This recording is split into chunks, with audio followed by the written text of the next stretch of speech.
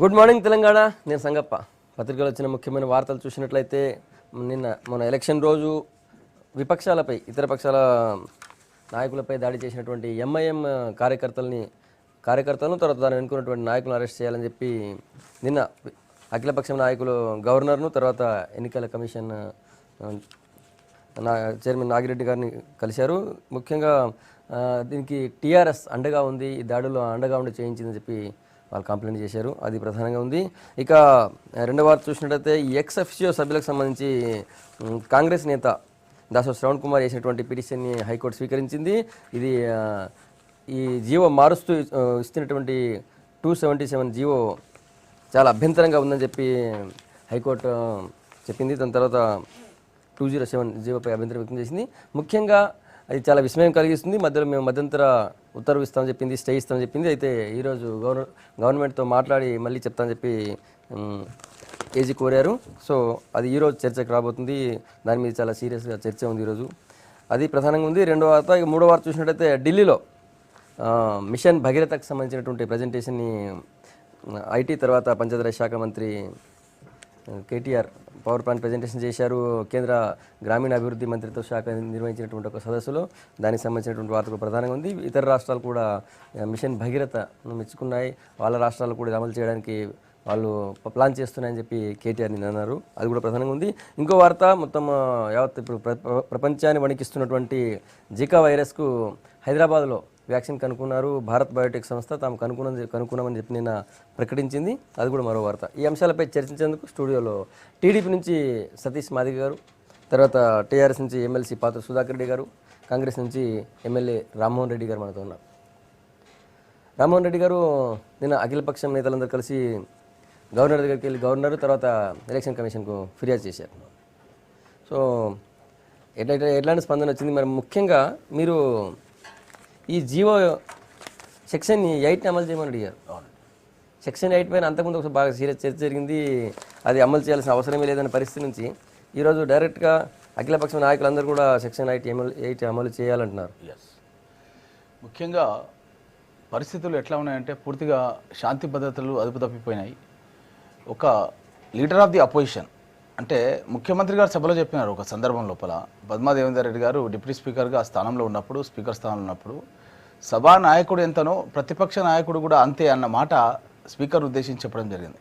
Same అదే స్థాయిలో శాసన మండలిలో మా ప్రతిపక్ష నాయకుడు షబ్బీర్ అలీ గారు, తెలంగాణ ప్రదేశ్ కాంగ్రెస్ కమిటీ అధ్యక్షుడు ఉత్తమ్ కుమార్ రెడ్డి గారు, అంటే మొత్తం రాష్ట్రాన్నే ఒక రథసారథి లాంటి వ్యక్తి, నేను సిఎల్పి కార్యదర్శి, మేము ముగ్గురం ఒకటే వాహనంలో ప్రయాణిస్తున్న సందర్భంలో ఒక పోలీస్ స్టేషన్ ముంగల, మీర్చౌక్ పోలీస్ స్టేషన్ ముంగల పోలీసుల ముందే పూర్తిగా ఒక పార్లమెంట్ సభ్యుడు అసదుద్దీన్ నా ముందే, నా కళ్ళ ముందే, నా బానట్ పైన ఇట్లా గుద్దిన తర్వాత ఆయన కార్యకర్తలు లాఠీలతో రాళ్లతో అద్దాలు మొత్తం ధ్వంసం చేసి షబ్బీర్ అలీ గారిని ప్రతిపక్ష నాయకుడిని తన్నడం, మీరన్నీ కూడా మీ V6 టీవీలో కూడా విజువల్స్ అన్ని ఛానల్లో కూడా అది రావడం జరిగింది.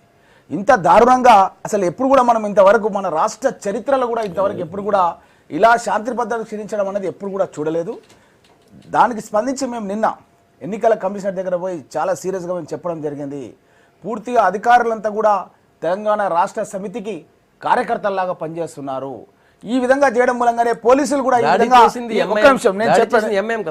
అదే ఎంఐఎం అంటే ముఖ్యమంత్రి స్వయంగా టీఆర్ఎస్ పార్టీ కార్యాలయం లోపల ఎంఐఎం పార్టీ మా మిత్రపక్షం అని కేవలం 5 రోజుల కింద టీఆర్ఎస్ పార్టీ కార్యాలయంలో మిత్రపక్షం అన్న మాట ముఖ్యమంత్రి చెప్పిన తర్వాత వాళ్ళు విచ్చలవిడిగా వీర్యస్వారం చేయడం జరిగింది. వందలాది మంది కార్యకర్తలతో మోటార్ బైకులతో హైదరాబాద్ మొత్తం కూడా ఓల్డ్ సిటీ, న్యూ సిటీ అంతా కూడా ఎంఐఎం కార్యకర్తలు తిరిగి బూత్లను మొత్తం కబ్జా చేసుకొని వాళ్ళు ఓట్లు చేసుకునే కార్యక్రమం చేస్తూ కాంగ్రెస్ పార్టీకి సంబంధించిన ఎవరైతే అభ్యర్థులు ఉన్నారో గౌస్ లాంటి వ్యక్తులు పురాణాపూర్ లోపల అలాంటి వ్యక్తులను నిర్బంధించడం, ఇర్ఫాన్ని లలిత్ బాగ్ సంబంధించిన అతన్ని మంగళాట్ పోలీస్ స్టేషన్లో, మీర్చౌక్ పోలీస్ స్టేషన్లో నిర్బంధిస్తే ప్రజాస్వామ్యంలో ఎవరైతే ఎన్నికలు నిలబడ్డాలో వాళ్ళు నిర్బంధించాల్సిన అవసరం లేదు. అవసరమైతే వాళ్ళకి పోలీస్ సెక్యూరిటీ ఇచ్చి వాళ్ళు బూత్లకు వెళ్ళి ఏం జరుగుతుందో చూసుకునే అవకాశం ఎన్నికల కమిషన్ కానీ ప్రభుత్వం కానీ పోలీసులు కానీ కల్పించాలి. కానీ అలా పోలీసులే వీళ్ళని తీసుకెళ్ళి కావాలని చెప్పి పోలీస్ స్టేషన్లో కూర్చోబెడుతుంటే మేము కార్యకర్తలను కాపాడుకోవడానికి స్వయంగా పిసిసి అధ్యక్షుడు అంతా పోయి విడిపించుకోవడం జరిగింది. ఆ తర్వాత మేము చేసినటువంటి టీఆర్ఎస్ అండతోనే ఏమేం చేసిందని మీరు అంటారు. టీఆర్ఎస్ అండతోనే ఎంఐఎం విచ్చలవిడిగా రెచ్చిపోయి అదే, మీరు అంటున్నారు చేసిన అట్లా, సందర్భం మీరు లోపల మేము ఒక విజయం, నైతిక విజయం సాధించడం జరిగింది. ఈ రోజు పురాణాపూర్ లోపల రీపోలింగ్ గురించి ఆర్డర్ ఇవ్వడం జరిగింది. ఈ రీపోలింగ్ గురించి ఆర్డర్ ఇచ్చినారంటే వాళ్ళు చేసిన తప్పును వాళ్ళు ఒప్పుకున్నట్టే అని టీఆర్ఎస్ పార్టీ ఖచ్చితంగా గుర్తించాలని చెప్పి తెలియజేస్తున్నాం. సతీష్ గారు, ఇప్పుడు ప్రధానంగా ఈరోజు హైదరాబాద్ నగరంలో శాంతి భద్రతలు క్షీణించిపోయినాయంటే ప్రధానమైన కారణం కేసీఆర్ గారి. ఎందుకొరకు ఇందులో ఆయనను కూడా ముద్దాయిగా చేర్చాలి. కారణం ఏంటంటే బహిరంగ సభలనే కానీ లేకపోతే ఆయన పెట్టిన ప్రత్యేక ఇంటర్వ్యూలో టీవీ ఛానల్స్ ముందు మాకు ఒక విలేకరు అడిగిన ప్రశ్నకు ఒక సమాధానం చెప్పిండు ఆయన. మాకు 50, 60, 70 వస్తాయి, మాకు ఎక్స్ అఫీషియల్ మెంబర్స్ ఉన్నారు, ఇక అంతకు తక్కువైందనుకో మా మిత్రపక్షం ఉంది కదా ఎంఐఎం అని చెప్పేసి అని చెప్పడం వల్ల ఈ మెసేజ్ ఏం వెళ్ళిపోతుందంటే అక్కడ పోలీసుల ఎదురుగానే దాడి జరగడం, పాత బస్తీలో గందరగోళం జరుగుతుందనే సంగతి ప్రతి ఒక్కరికి తెలుసు. అసలు ఏదైనా చిన్న గొడవ అయితే బీఎస్ఎఫ్ వాళ్ళను బార్డర్ సెక్యూరిటీ అందరినీ కూడా దించుతారు అక్కడ. కానీ అందరి సమక్షంలో ఒక పీసీ ప్రెసిడెంట్ను ఆ తర్వాత షబ్బీర్ అలీ గారిని విచక్షణ రహితంగా దాడి చేసి కొట్టడం అంటే అసలు ఎంత దారుణం అంటే శాంతి భద్రతలు ఏ పరిస్థితిలో ఉన్నాయి. గతంలో తెలుగుదేశంలో ఉన్నప్పుడు, తెలుగుదేశం గవర్నమెంట్ ఉన్నప్పుడు వాస్తవానికి పాత బస్సుల అల్లర్లను కూడా అణచివేసి కర్ఫ్యూ ఇలాంటిది లేకుండా చేసిన సంఘటన గతంలో కూడా పోయినసారి గ్రేటర్ ఎన్నికలు జరిగినాయి. అప్పుడు గొడవలు ఎందుకు జరగాలి, మళ్ళీ ఈసారి ఎందుకు గొడవ జరిగింటే ఇక్కడ ప్రధానంగా స్వేచ్ఛ కల్పించే పరిస్థితి వచ్చినది. కారణం ఏంది, ఒక ప్రభుత్వాన్ని నడిపిస్తున్న ముఖ్యమంత్రి ఎంఐఎం మాకు దోస్తే అన్న తర్వాత పోలీసు వాళ్ళు ఎట్లా చర్య తీసుకుంటారు? పోలీసులు సైలెంట్గా ఉండడానికి ప్రధానమైన కారణం ప్రభుత్వం ఉన్న కేసీఆర్ గారు తీసుకున్న నిర్ణయం మూలాన్నే. కనుక ఇది ఖచ్చితంగా పూర్తిగా శాంతి భద్రతలు హైదరాబాద్ నగరంలో పూర్తిగా క్షీణించినాయి అని చెప్పేసి నిదర్శనం అది. నిజంగానే అట్లా అనుకుంటే ఇంకొకటి కాంగ్రెస్ వాళ్ళ మీద దాడి, ఒకటి మహమూద్ అలీ గారి మీద దాడి అంటే నిజంగా చెప్తున్నాను ప్రభుత్వాన్ని డిప్యూటీ సీఎం ఏమంటున్నాను, డిప్యూటీ సీఎం ఇంటి మీద దాడి జరిగిందంటే ఏ రకమైన పరిస్థితి అంటే ప్రభుత్వం పైన దాడి అది. ఈరోజు కేసీఆర్ గారు ఫామ్ హౌస్లో ఉన్నారు కనుక అతని మీద దాడి జరగలేదు. ఆయన కూడా పాత బస్సుల గారు ఉంటే కానీ అదే పరిస్థితి వచ్చేదేమో. అంటే చివరికి నీ ప్రభుత్వాన్ని అట్లా అన్నప్పుడు మరి టీఆర్ఎస్ కు ఎంఐఎం కి సంబంధం లేదా? నేను ఏమంటున్నాను అక్కడ వాళ్ళు వాస్తవానికి మొన్న టీఆర్ఎస్ పార్టీ 150 డివిజన్లలో క్యాండిడేట్లు అయితే పెట్టిందో వాస్తవానికి సరే మిత్రపక్షం గెలిచిన వాళ్ళతో కలుపుకుంటున్నాము, కానీ మేము ఓడిపోయే పరిస్థితిలో పెట్టి ఇక్కడ ఎంఐఎం వచ్చింది. కాంగ్రెస్ పార్టీ అంటే వాళ్ళ డిఫెన్స్ లో పడిపోయి వాళ్ళ డిఫెన్స్ లో కంటే ఒక డిప్యూటీ సీఎం మీద దాడి జరగడం అంటే ప్రభుత్వం మీద దాడి జరగడం కాదా? టీఆర్ఎస్ అండ ఉండడం వల్లనే వాళ్ళు అట్లా రెచ్చిపోయారు అనేది రామ్మోహన్ రెడ్డి గారు చెప్పేది. మిత్రపక్షం అని ఎప్పుడైతే అన్నారో వాళ్ళు అప్పటి నుంచి రెచ్చిపోయినారు, పోలీసులు కూడా సైలెంట్ గా ఉన్నారు. చేయకపోయినా కూడా మీ అండతో చేశారని వాళ్ళు అంటారు. సుధాకర్ రెడ్డి గారికి నిజంగా మేము థ్యాంక్స్ చెప్తున్నాం. ఎందుకంటే ఈ దాడి జరిగిన తర్వాత వచ్చి ఉత్తమ్ కుమార్ రెడ్డి గారిని తన నివాసానికి వచ్చి పరామర్శించడం జరిగింది. అది సహజం కదా మరి ఎట్లయినా. ఎందుకంటే ఒక్క విషయం మా రామ్మోహన్ మాట్లాడినా మా సతీష్ మాట్లాడినా వాళ్ళిద్దరు మాటలు బట్టి తెలుస్తుంది ఏంటంటే ప్రజలకు వ్యూయర్స్కు అసలు పూర్తిగా డిస్పరేట్ మూడ్లో ఉన్నారు. పాపం ఏం మాట్లాడుతుందో ఏం అర్థమవుతలేదు అనేటువంటి ఒక భావన వాళ్ళకి కలుగుతుంది. ఏది ఏమైనప్పటికీ కూడా శాంతి భద్రతలు హైదరాబాదులో కానీ తెలంగాణలో కానీ ఎక్కడ కూడా ఆటంకం కలిగినట్టుగా లేదు. నెంబర్ 1. నెంబర్ 2 ఏమిటంటే ఎన్నికల సందర్భంగా అక్కడక్కడ బూతుల దగ్గర ఇటువంటి గొడవలు జరిగేటువంటి కనవాయితీ గతంలో కూడా వస్తుంది. మా రామ్మోహన్ రెడ్డి అసలు చరిత్రలో లేదనేటువంటి చెప్పండి. పోలీస్ స్టేషన్ ముంగల ప్రతిపక్ష నాయకుడిని ఈ విధంగా తన్నిన సందర్భాలు ఎక్కడ ఏ సందర్భంలో జరిగిందో మీరు చెప్పండి. మీ దగ్గర కనుక ఉదాహరణ ఉంటే ఒక పోలీస్ స్టేషన్ ముంగల ఒక ప్రతిపక్ష నాయకుడిని ఎంఐఎం కార్యకర్తలు తన్నడం చూసిండ్రా మీరు? ఒక్క ఉదాహరణ చెప్పండి. మీరు మొత్తం ఆడ అఘాయిత్యాలు చేసింది ఇదివరకు గతంలో ఎన్ని మర్డర్లు జరిగింది ఏం సంగతి అది తెలియనటువంటి చరిత్ర కాదు హైదరాబాద్. ఎంఐఎం నాయకుడు అభ్యర్థి జైల్లో పెట్టిన గడ చరిత్ర కాంగ్రెస్ పార్టీగా ఉందన్న సంగతి తెలుసు. ఇలా మా సంగతి తెలుసు. ఎందుకంటే ఇలా ప్రజలందరూ కూడా గమనిస్తున్నారు. మంచి ప్రశాంత వాతావరణంలో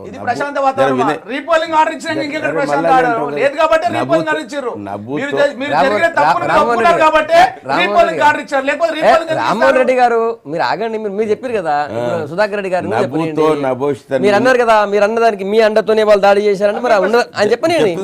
అది ఇప్పుడు ఎక్కడ కూడా ఎవరి అండ అనేటువంటిది లేదని స్పష్టంగా ప్రజలే గమనిస్తున్నారు. ఎందుకంటే కేవలం అక్కడ ఉండేటువంటి యొక్క ఇద్దరు కాంగ్రెస్ అండ్ ఎంఐఎం మధ్యన ఉండేటువంటి యొక్క వైషమ్యాల వల్ల ఆడ బూత్ దగ్గర జరిగినటువంటి గొడవలను ఆధారంగా లేకుంటే వేరే విషయం. నా బండిలో నేనుంటే నా ముందు జరిగిన సంఘటన బూత్ అంటే నవ్వుతారు ఎవరైనా. ఆధారంగా చేసుకొని వీళ్ళు పోలీస్ స్టేషన్కి పోయినరు. ఎందుకంటే వీళ్ళ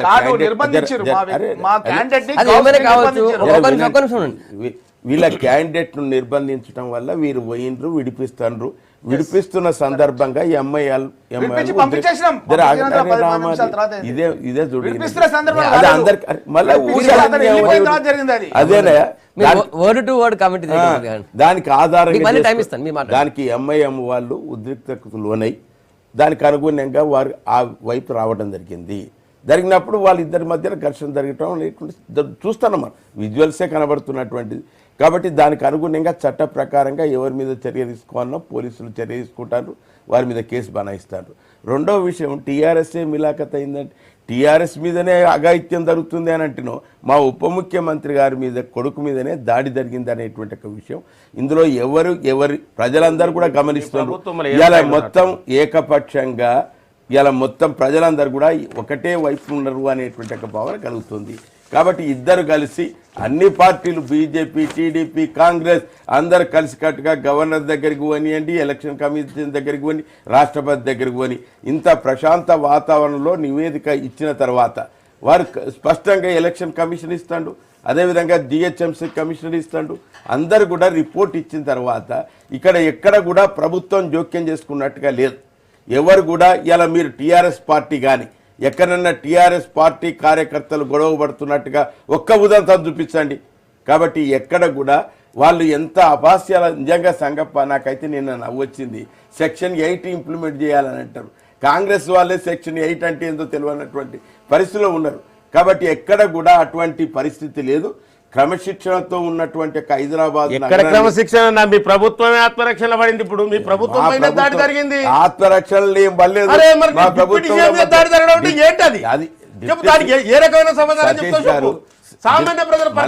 కదా అక్కడ జరిగింది ఏంటంటే బలాలా గారు వారు ఎందుకంటే ఇది ఎప్పుడైనా కానీ ఓల్డ్ సిటీలో చివరి దశకంకానికి వచ్చినప్పుడు జరిగింది. ఇవాళ మీరు చూడండి పోలింగ్ శాతం చూస్తే మొత్తం ఓల్డ్ సిటీలో 30% లోబడి ఉండేటువంటి పోలింగ్ శాతమే జరిగింది. అంటే వాళ్ళు అనుకున్నట్టుగా ప్లాన్ ఆఫ్ యాక్షన్ జరగలేదు. జరగకపోయే వరకు డిస్పరేట్ మోడ్లో పోయినరు. అయ్యో మా క్యాండిడేట్లు అంతా కూడా మా రాజ్యంలో మా రాజ్యంలో మేము గెలవని పరిస్థితి వస్తుంది, ఇక్కడ కూడా టీఆర్ఎస్ గెలిచే పరిస్థితి వస్తుందని ఆడ కార్యకర్తలు వాళ్ళు ఎమ్మెల్యేలు కార్యకర్తలు పోతుంటే ఇమీడియట్ గా ఆ ఎమ్మెల్యే మళ్ళీ తిరిగి వచ్చి ఆయన అది ప్రజలందరూ చూస్తారు. అందరినీ నిన్న అయితే సాయంత్రం ఈ కాంగ్రెస్ తెలుగుదేశం బీజేపీలను చూసి నవ్వుతున్నారు. మీరే చెప్పారు ఇప్పుడు సెక్షన్ 8 గురించి మాకే రక్షణ లేదురా స్వామి అని చెప్పి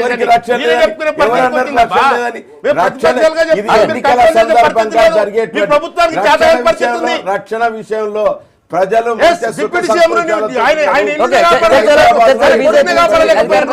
ప్రకాష్ రెడ్డి గారు కూడా వచ్చారు. రామ్మోహన్ గారు ఏం చెప్తారా? మాకేం సంబంధం లేదంటున్నారు ఆయన. మా మీద కూడా దాడి చేసామని చెప్తారు కదా, మా మీద దాడి జరిగింది. ఈ దాడి అనేది మిత్రపక్షమైన తర్వాత దాడి అనేది ఉండదు. ఈ విషయాన్ని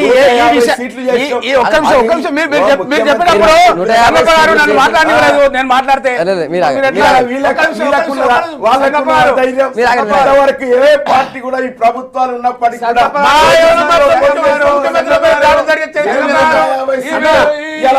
సిటీలో స్టూడియోలో కూడా ఈ విధంగా చేస్తే ఎట్లా? బయట పోలింగ్ బూత్లలో అట్లా చేస్తారు, ఇడ కూడా ఇట్లా చేస్తారు. దాడి చేస్తారు.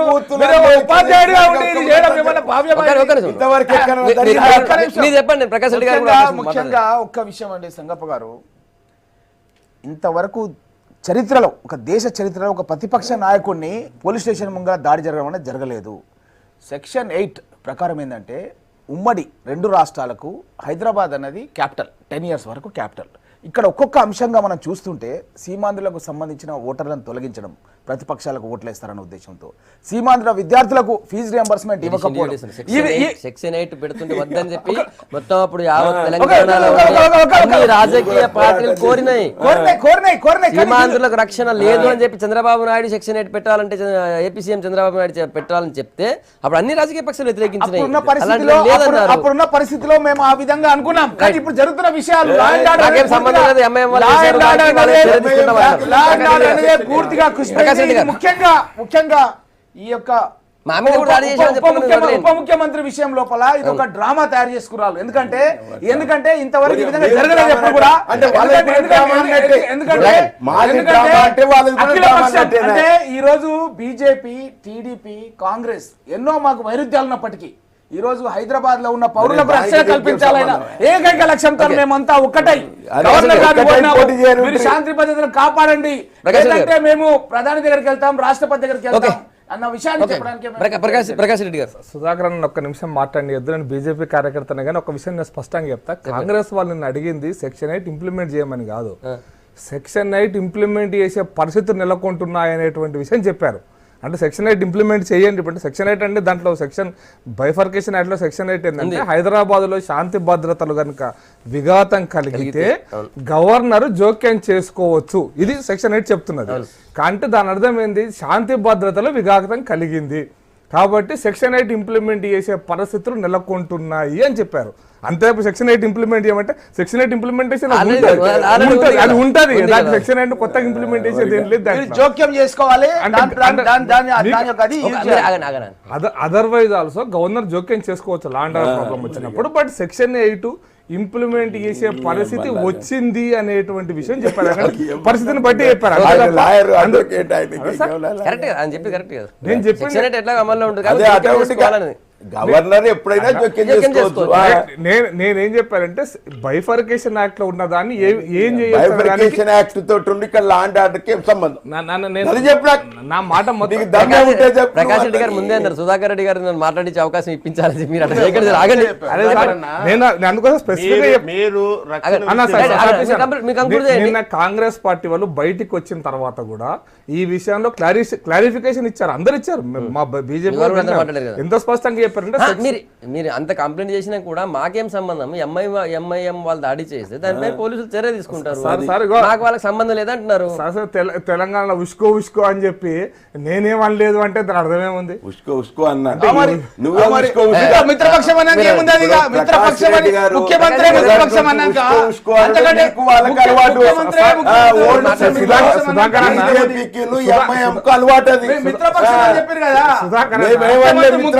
స్వయంగా టిఆర్ఎస్ పార్టీ కార్యాలయంలో మీడియా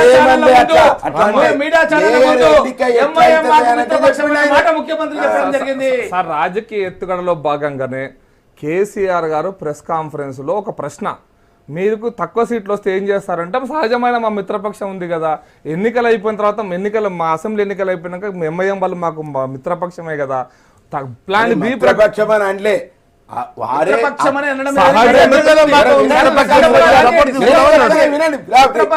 ఏమన్నారంటే ఒకవేళ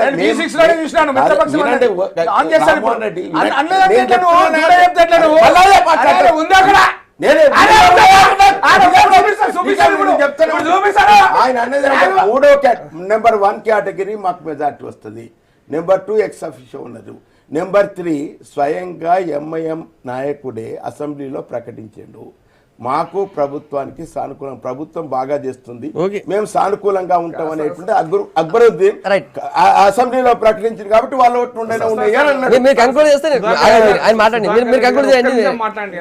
ఒకటే నిమిషం కంటే ఎక్కువ సార్. మా అసెంబ్లీ ఎన్నికలు అయిపోగానే ఎంఐఎం పార్టీ మేము మీకు మాకు సమర్థిస్తున్నామని చెప్పారు. వాళ్ళు మా సహజమైనటువంటి మిత్రులే కదా వాళ్ళు మాకు అన్నాడు ఆయన. మిగతా సహజమైన మిత్రులు అంటే దాని అర్థం మిత్రపక్షమా? ఆయన మొదటి నుంచి కూడా బీజేపీ వాళ్ళది మతతత్వాన్ని రెచ్చగొట్టి ఓట్లు దండుకోవాలనేటువంటి ఒక దురుద్దేశం తప్ప వారికి ఇంకోటి ఉన్నదా? ఇప్పటికి కూడా అదే మాట్లాడుతున్నాడు అబద్ధం. అక్కడ మతతత్వం ఎక్కడుంది ఇప్పుడు? మీకు మిత్రపక్షం ఉంది అంటాడా మీరు? లేదంటే ఖండించండి మీరు, కాదనండి. ఒక విషయం స్పష్టత చెప్తా సార్, ఎంఐఎం మాత్రమే మాకు దమ్ము లేదు సార్, మీకు చాలా దమ్ము ఉంది, మాకు లేదు, మేము ఉంటే ఇట్లా ఎందుకు కూర్చుంటే మీరు అలా అధికారం ఎందుకుంటే ఇస్తుంది అది వేరే విషయం. కానీ ఎంఐఎం గురించి మాట్లాడితే దాని అర్థం ముస్లింలకు వ్యతిరేకం కాదు. ఎంఐఎం మాత్రమే మొత్తం భారతదేశంలో 20 ఇద్దరు ముస్లిం నాయకులే, షబ్బీర్ అలీ గారు ముస్లిం నాయకులే, ముఖ్యమంత్రి కూడా ముస్లిం, ఉప ముఖ్యమంత్రి ముస్లిం నాయకుడు. నేను ఫైనల్ ఒకటే మాట చెప్తున్నాను సార్, హైదరాబాదులో ఎంఐఎం ఈ రోజు రెచ్చిపోవడానికి కారణం ఖచ్చితంగా కేసీఆర్ గారి ప్రభుత్వం యొక్క అండదండతో జరిగిందని నేను చెప్తున్నాను. అది రైట్. ఒకరి సుధాకర్ గారు చెప్పండి. అవునా, ప్రధానంగా సుధాకర్ అన్న, నేను ఊరికి నీ పెదవంశం నీకు చాలా గౌరవిస్తాం మేము. నేను సూటికి అడుగుతున్నానన్న, నీ ప్రభుత్వము అభద్రతా పరిస్థితులలో ఉందా లేదా? డిప్యూటీ సీఎం మీద దాడి జరగడం అంటే అల్లరి ముక్కలను మీరు ప్రోత్సహిస్తారు. ఎందుకొరకు అంటున్నా అంటే కేసీఆర్ గారు అన్న మాట దీంట్లో ఒకటి ఉందన్న. మీ వర్షన్ తర్వాత మాడతలేదు. సుధాకర్ మన ప్రకాష్ రెడ్డి గారు మీరేమో ఇంకో వర్షన్లో ఉన్నారు, ప్రకాష్ రెడ్డి గారు రామ్మోహన్ రెడ్డి గారు ఒక వర్షన్లో ఉన్నారు. మీరు చెప్పండి, మీ అండతోని కేసీఆర్ గారు అండతోని వాళ్ళు రెచ్చిపోయినారని వాళ్ళు అంటున్నారు. ఒకటి సంగప్ప, గత ఎన్నికలు కూడా చూసినాం మనం, సార్వత్రిక ఎన్నికలు చూసినాం, గత మున్సిపల్ ఎన్నికలు చూసినాం. ఓల్డ్ సిటీలో జరుగుతున్నటువంటి ఒక సంఘటనలు ఒకసారి పునరావృతం చేసుకున్నాం. ఎప్పుడు జరిగినా కానీ మండలి ఫ్లోర్ లీడర్ జాతీయ పార్టీ అధ్యక్షుడి మీద దాడి చేసిన సందర్భాలు కార్యకర్తలు సందర్భాలు ఉన్నాయి. ఇప్పుడు వాళ్ళు అటువంటి సిచ్యువేషన్ లో మీర్చౌక్ పోలీస్ స్టేషన్ కు వాళ్ళు వెళ్ళారు. వాళ్ళు వెళ్ళిన తర్వాత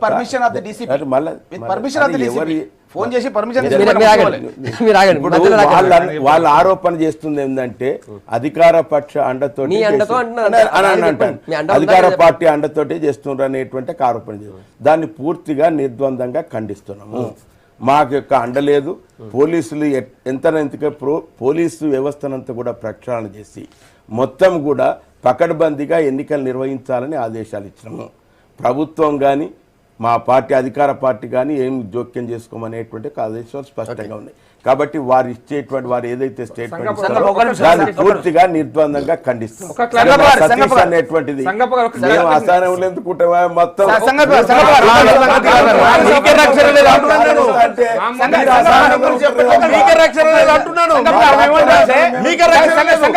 సుధాకర్ రెడ్డి గారు ఏమంటున్నారంటే అధికార పక్షం దీంట్లో ఏమాత్రం ఇన్వాల్వ్మెంట్ లేదండి. మేము ఒక చిన్న ఎగ్జాంపుల్ చెప్తున్నాం. అక్బరుద్దీన్ పైన పైల్వాన్ అనే వ్యక్తి గతంలో దాడి చేస్తే ఒక ప్రజాప్రతినిధి మీద దాడి చేసిండని చెప్పి attempt to murder case book చేసి అతను జైల్లో పెట్టారు. అదేవిధంగా ఒక రైతు మొన్న జరిగినటువంటి వరంగల్ ఎన్నికల లోపల అతను పత్తి గిట్టుబాటు ధర లేదంటే 20 రోజులు జైల్లో పెట్టారు.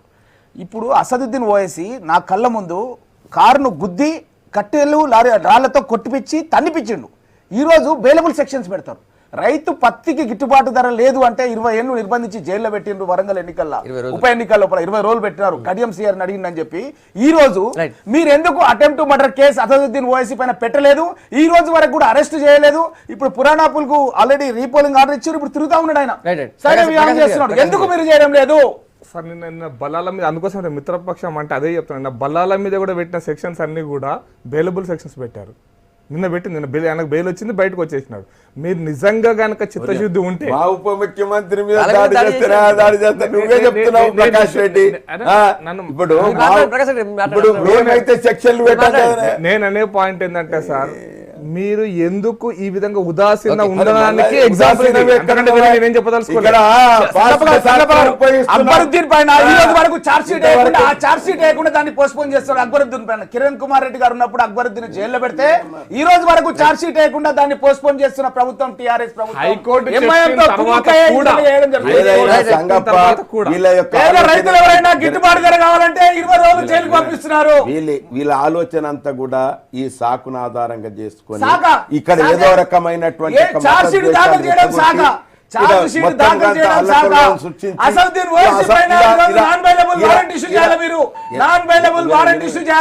ఈ రోజు వరకు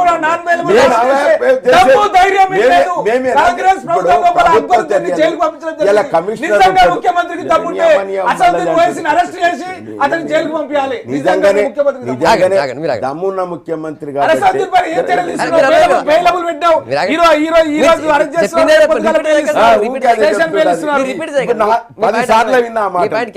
ఇప్పుడు ఒకటే, మా ముఖ్యమంత్రి గారు దమ్మున్నటువంటి యొక్క వ్యక్తి కాబట్టి అసదుద్దీన్ కానీ అక్బరుద్దీన్ కానీ ఇంకా అక్బర్ కానీ ఎవరైనా కానీ వాళ్ళ మీద ఎటువంటి చర్య తీసుకోవాలని తీసుకుంటున్నాము.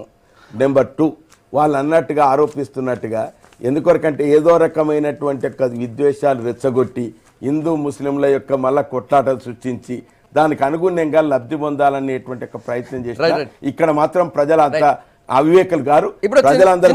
మేయర్ ఎన్నికల్లో ఓటేసేందుకు ఎమ్మెల్సీలకు ఎక్స్ అఫిషియో సభ్యత్వం సంబంధించిన చట్టాన్ని, అప్పుడు ఉన్నటువంటి చట్టాన్ని సవరిస్తూ సర్కారు ఇచ్చినటువంటి 207 జీవో జారీ చేసింది. దానిపైన కాంగ్రెస్ నాయకుడు దాస శ్రవణ్ కుమార్ హైకోర్టులో పిటిషన్ వేశారు.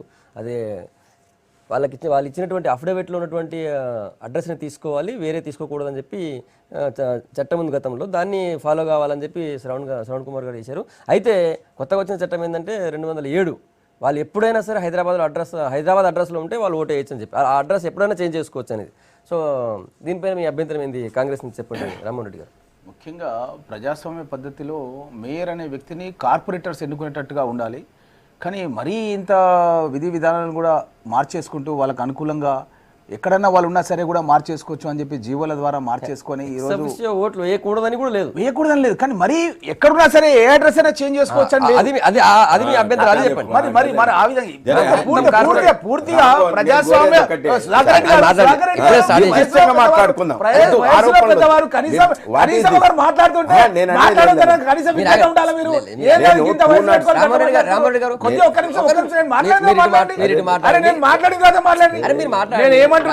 నేను ఏమంటున్నా అంటే గతంలో ఏ విధంగా జీవో ఉండే అంటే ఈ విధంగా అడ్రస్ చేంజ్ చేసుకోవడానికి లేదు. మీరు ఎందుకు అడ్రస్ చేంజ్ చేసుకుంటారు? మీకు ఇంత మెజార్టీ ఉంది, ఇంత ప్రజల సపోర్ట్ ఉందని చెప్పుకునే మీ పార్టీ ఎందుకు ఈ రోజు దొడ్డిదారున ఈ విధంగా అధికారంలోకి రావాలి, మేయర్ పీఠం కైవాసం చేసుకోవాలి? ఈవెన్ ఎంఐఎం లాంటి మతత్వ పార్టీలు కూడా మా మిత్రపక్షాలని చెప్పి ప్రతిపక్ష నాయకులను కొట్టించి అధికారంలోకి రావాలి. ఎంఐఎం మతత్వ పార్టీతో ఎందుకు జైల్లో కూడా పెట్టించాం అక్బరుద్దీన్. ఎవరైనా సరే చట్టం ముందు మేము సమానమే, కానీ వీళ్ళకి అట్లా కాదు. ప్రతిపక్ష నాయకులకు తగినా సరే వాళ్ళ భుజాల మీద చేతులు వేసుకొని పోతామంటారు. ప్రధానంగా ప్రభుత్వము పూర్తి అధికార దుర్వినియోగానికి పాల్పడుకుంటూ వస్తుంది మొదటి నుంచి కూడా. గతంలో హైకోర్టు ఈ పరిధిలో ఎన్నిక నిర్వహించినట్టు కూడా వాటిని జ్ఞానాన్ని కుదించడం. అదే సమయంలో ఇప్పుడు అడ్రస్ వాళ్ళ అఫిడవిట్లో ఆల్రెడీ పొందుపరుస్తారు, దాన్ని చేంజ్ చేసేసి మా ఇక్కడ హైదరాబాద్కు మార్చుకోవచ్చు అని చెప్పి 207 జీవో తీసుకురావడం అంటే, మీరు ఏదైనా ఒక చట్టాన్ని తీసుకురావాలన్నా, ఒక జీవో తీసుకురావాలన్నా శాసనసభలో అఖిలపక్ష సమావేశంలో అన్ని తీసుకొని రావాలి. కానీ మీరు చేసేదాన్ని మీరు అధికార దుర్వినియోగానికి, అంటే మేము గెలవడానికి ఏమన్నా చేస్తామే మా ఇష్టం, ఇది రాజరికమా? ఏం జరుగుతుంది? ఇప్పుడు రాజ్యాంగబద్ధంగా ఉన్నాం, మనం రాజ్యాంగబద్ధంగా ఓట్లతో ఎన్నిక కాబడ్డాము. ఏదైనా ఒక చట్టాన్ని తీసుకురావాలంటే అసెంబ్లీలో సమావేశం జరగాలి. వీటన్నిటిని పక్కన పెట్టి ఒక కార్యనిర్వాహక వాళ్ళతో అధికారులతో ఒక జీవోని రిలీజ్ చేసి మేము గెలవాలి, అంతేగా మేము పీఠాన్ని దక్కించుకోవాలని ఒక తాపత్రయం తప్ప మీరు దాని యొక్క రాజ్యాంగాన్ని చూస్తారా, చట్టాన్ని ఏమైనా చూస్తారా? మీకు తెలియదా? కేసీఆర్ గారు 30 సంవత్సరాల రాజకీయాల్లో ఉన్నాడు కదా, అంటే అతనికి తెలియదా? వాళ్ళు అటువంటి చర్య తీసుకోవచ్చు కదా.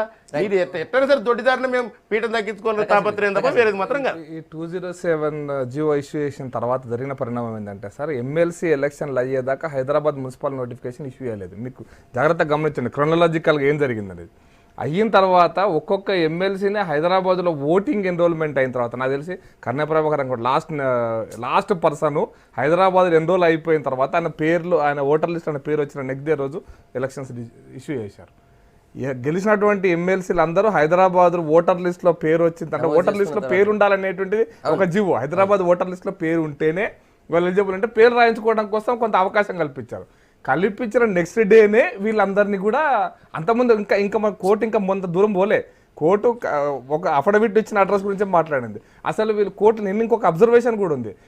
ఏ రోజైతే మీరు కొత్తగా ఎన్రోల్మెంట్ చేసుకోవడం కాదు, ఎన్రోల్మెంట్ కంటే మీద ఎమ్మెల్సీ అయ్యే కంటే ముందు రోజు వరకు మీ ఓటు ఎక్కడుంటే అక్కడ మాత్రమే మీరు ఓటర్ సౌకర్యంగా హైదరాబాద్లో కాదు అనేటువంటిది ఇష్యూ. అది ఇట్లా ఒక 10-12 మంది ఎమ్మెల్సీలు ఈ ఎమ్మెల్సీలు అయిపోయిన తర్వాత హైదరాబాద్ ఎన్రోల్మెంట్ చేసుకున్నారు ఓటర్ లిస్ట్ లో.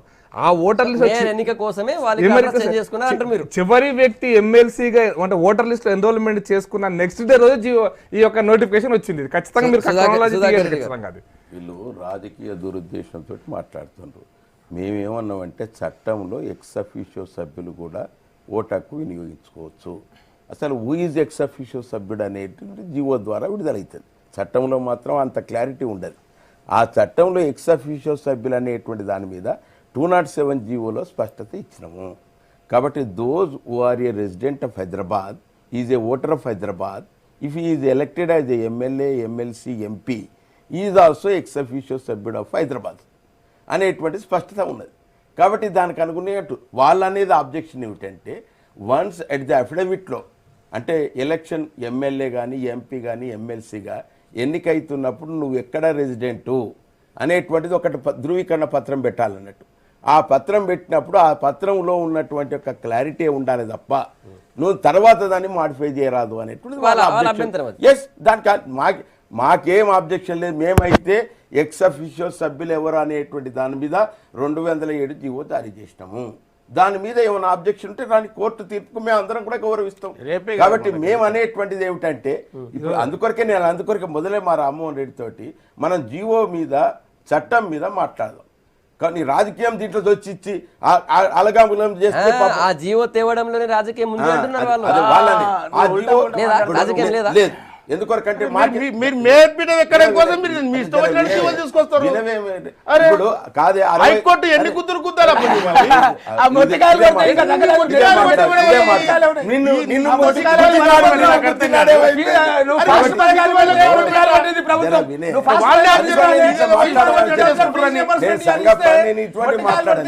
ఎందుకొరకే స్పష్టత ఉండాలి ప్రజలకు సరిగ్గా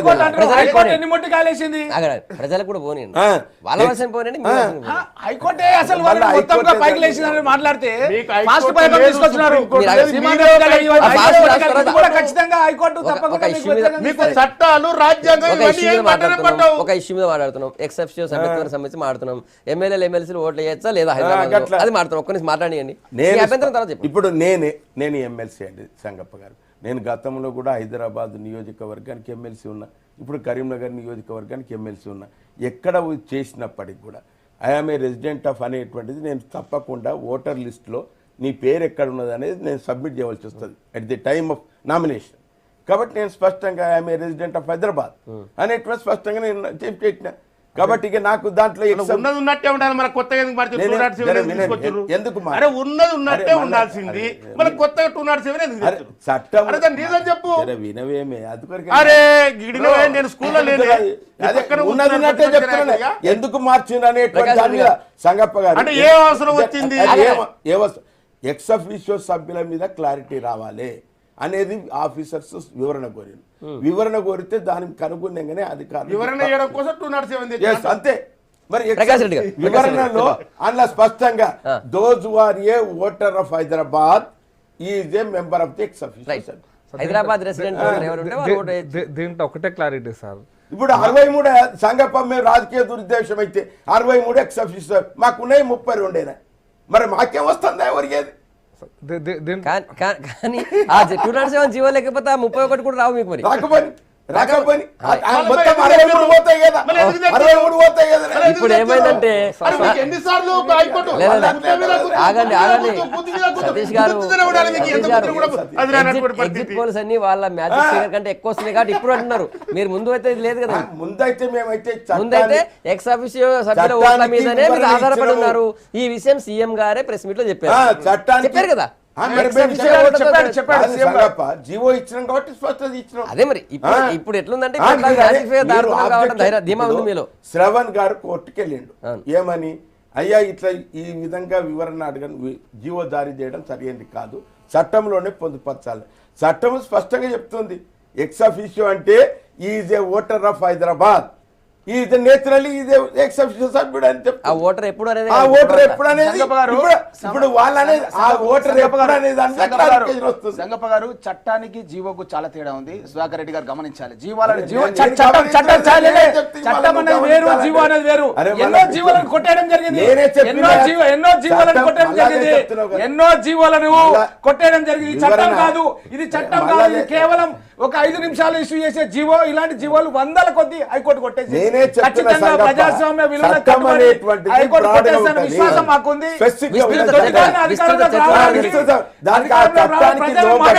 మేమే అధికారంలోకి వస్తున్నాం మేము స్టార్ట్ కావడమే 32తో స్టార్ట్ అవుతాం. అంటే ప్రజల లోపల విశ్వాసం కలిగించడానికి మేమే అధికారంలోకి వస్తున్నాం, మా వల్లనే హైదరాబాద్ అభివృద్ధి జరుగుతుంది అన్న ఒక అతి విశ్వాసం కలిగించడానికి చేసిరు. ఇలాంటి జీవాలు కొట్టేసే సందర్భాలు కూడా ఎక్స్ అఫీషియో సభ్యులైనరా 63లో 32 మేము ఉన్నాము అని చెప్పినాం, దాంట్లో తప్ప. ఇప్పుడు 32 ఎట్లా ఉన్నారనగా వీళ్ళ అభ్యంతరం. అదే వాళ్ళ ఇప్పుడు 63 అయితే ఉన్నారు కదా, వాళ్ళ వాళ్ళు ఉన్నారు కదా. వాళ్ళు ఎట్లా ఉన్నారో అని అడగాలి కదా. తప్పుడు వాళ్ళు అఫిడవిట్లు వాళ్ళు కావాలని వాళ్ళు అఫిడవిట్లు అది వాళ్ళకు కూడా ప్రకాష్ రెడ్డి గారు తప్పుడు మాట్లాడండి. అఫిడవిట్లు ఇయ్యలేదు. మేము ఇప్పుడు ఎవరైనా తప్పుడు తప్పుడు జీవోలను అఫిడవిట్ ఇప్పుడైతే మార్చాం కదా. తప్పుడు అఫిడవిట్ అంటే కొత్త జీవోలను తీసుకొచ్చి తప్పుడు ఎగ్జామినేషన్ అఫిడవిట్ సిస్టంలో మీరు చేర్చుకోలేదు. సుధాకర్ గారు కొత్త ఎప్పుడైనా జీవోలను కూడా తీసుకొచ్చి మార్చుకోవచ్చు. TRS సభ్యులను దాన్ని ఎగ్జామినేషన్ చేసుకోవడానికి మేము అరే ఎక్కడ కూడా మళ్ళా లేదు. TRS కేవలం సభ్యులు మీకు అడ్వాంటేజ్ గా అయ్యే విధంగా మీరు ఒక జీవో చేసుకున్నారు. ఇస్తే అది అందరికీ ఎప్పుడైనా అందరికీ సరే అందరికీ వస్తుంది. లెవెల్ మీరు ఒక్కరు ప్లేయింగ్ ఫీల్డ్ సాగండి. అనేది సమానంగా ఉండాలి. ఎప్పుడైనా సరే లెవెల్ ప్లేయింగ్ ఫీల్డ్ అనేది సమానంగా క్లారిటీగా ఉండాలి. మాట్లాడదాం. ప్రకాష్ రెడ్డి గారు సార్, సుధాకర్ రెడ్డి గారు చెప్పింది ఇది అందరికి వర్తిస్తుంది. ఇప్పుడు షబీర్ అలీ గారు కూడా ఉన్నారు, ఆయన కూడా వర్తిస్తుంది కదా.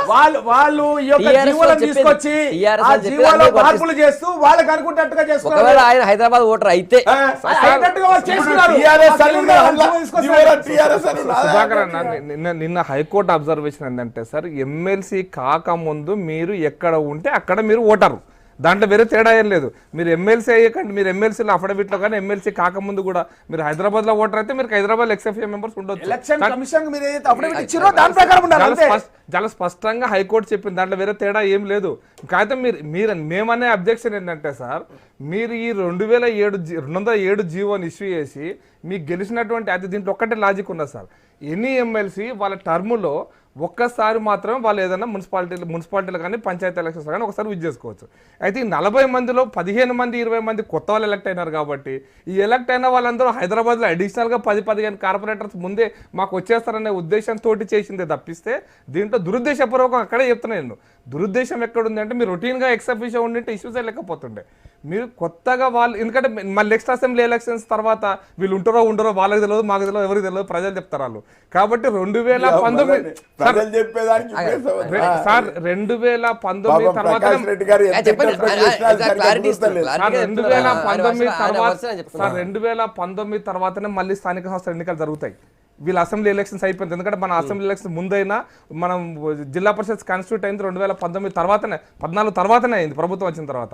కాబట్టి ఇంకా మళ్ళీ అవకాశమే లేదు. కాబట్టి ఆ రాజకీయమైన అవకాశాన్ని హైదరాబాద్లో ఉపయోగించుకొని కొడదామనే ఉద్దేశంతో కొట్టి తప్పిస్తే, అంటే కొడదామంటే పొలిటికల్ గా అటాక్ చేద్దాం, పొలిటికల్ కొడదామంటే పొలిటికల్ స్టేట్మెంట్ అని I'm not giving unparliamentary words, political attack చేద్దామనే ఉద్దేశంతో చేసి తప్పిస్తే వేరే ఉద్దేశం అది కాదు. అయితే దీన్ని రాజకీయంగా కొట్టారు, అంతకంటే వేరే ఏం లేదు. బట్ నేను ఒక విషయం చెప్తాను. 1956 జీవో దగ్గర మొదలు పెడితే సార్ అన్నకు ఒక క్లారిఫికేషన్ ఇస్తా. రాజ్యాంగానికి లోబడి లేనటువంటి ఏ జీవోలైనా ఏ చట్టాలైనా అసెంబ్లీ చేసినా ఈవెన్ పార్లమెంట్ చేసినా రద్దు చేసే అధికారం కోర్టులకు ఉంది. చట్టాలైనా కూడా ఇది జీవోలు వ్యతిరేకిస్తామని చెప్పారు, ఫాలో అవుతామని. మీరు అన్ని ఫాలో అవుతున్నారు. ఇప్పటికి మన ఎలక్షన్ షెడ్యూల్ ఫాలో అయినారు. ఒక సెగ్మెంట్ చెప్తాను సార్, ఇప్పటిదాకా 2 సంవత్సరాలు 18 నెలలు గడిచింది కదా, మీరు ఇన్ని జీవోలు ఇన్ని కోట్ల బాధ్యాలు జరిగినాయి కదా, ఒక్కటి చెప్పండి. మీరు కోట్ల మేము గెలిచాం, మా జీవోలు ఛాలెంజ్ చేసిన జీవో మేము ఒక్కటి గెలిచామని చెప్పండి. ప్రకాష్ రెడ్డి గారు ఏమన్నారంటే వీళ్ళ యొక్క కన్నె ప్రభాకర్ గారు రావటం వల్ల ఆయన వల్లనే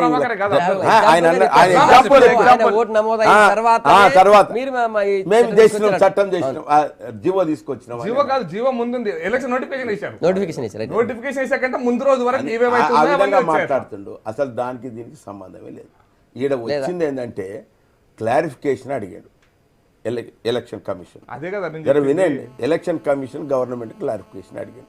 ఎక్స్ అఫీషియో సభ్యులు అంటే ఎవరు అని అంటే, ఎక్స్ అఫీషియో సభ్యులు అంటే if I am a resident of Hyderabad, I am every right to argue the case of the municipal corporation in municipal corporation. కాబట్టి నేను ఒకసారి ఆప్షన్ ఇస్తున్నా, నేను మున్సిపల్ కార్పొరేషన్లో సభ్యునిగా ఉంటాను. ఇక నేను ఎక్కడ ఏ కాన్స్టిట్యూన్సీ ఉన్నా అక్కడ జిల్లా పరిషత్తులు కానీ మండల పరిషత్తులు కానీ అక్కడ ఉండేటువంటి ఎక్కడ కూడా ఓటేసేటువంటి అర్హత ఉండదు. నేను కేవలం హైదరాబాద్ మున్సిపల్ కార్పొరేషన్ ఓటేస్తాను. కాబట్టి ఈ రకమైనటువంటి ఒక చట్టం ఉన్నది కాబట్టి దానికి క్లారిటీ ఇచ్చడం దాంట్లో నీకు టీఆర్ఎస్ పార్టీ వాళ్ళకే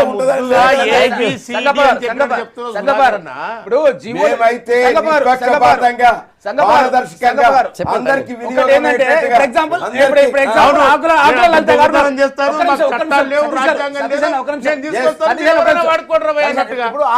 ఉంది, ఎమ్మెల్సీ ఉంది. ఆమె రెసిడెంట్ ఆఫ్ నిజామాబాద్ అని మీరు లెవెల్ ప్లేయింగ్ ఫీల్డ్ అనేది అన్ని ప్రతిపక్షాలకు సమానంగా ఉండాలి. మీరు అర్ధరాత్రి జీవో ఇచ్చేసి అరే మళ్ళా మార్చుకొని అర్ధరాత్రి ఓటర్ లిస్టులో ఆయన మీకు లాభం చేకూర్చేది ఎన్నికల చేయొద్దు. సందర్భాన్ని దాన్ని మీరు ఒక రెండు నెలల ముందే మార్చుకుంటే Thank you, ప్రతిపక్షాల సుధాం. వాళ్ళు వచ్చే అవకాశం ఉంటది. ఈరోజు దీని మీద ఏమైనా వాదోపాదాలు కానీ ఉన్నాయి కాబట్టి నిష్పక్షపాతంగా ఉండాలనేటువంటి ఒక ధోరణితోటి క్లారిటీ లేదు, ఇచ్చినాం. మనం లేదు, ఈ పురాణాలు ఎన్నికల్లో పల్లెలు గుణపాఠం చెప్తారు. కాంగ్రెస్ అనే వ్యక్తి గెలవబోతున్నాడు. ఈ రోజు విచారణ ఉంది, ప్రభుత్వ వర్షం కూడా వినిపిస్తారు, ఏమవుతుందో చూద్దాం. థ్యాంక్ యూ సతీష్ గారు, సుధాకర్ రెడ్డి గారు, రామ్మోహన్ రెడ్డి గారు, ప్రకాష్ రెడ్డి గారు. Good morning Telangana. మీ అభిప్రాయం చెప్పేందుకు రేపు మార్నింగ్ మళ్ళీ టైం కలుద్దాం. Stay tuned.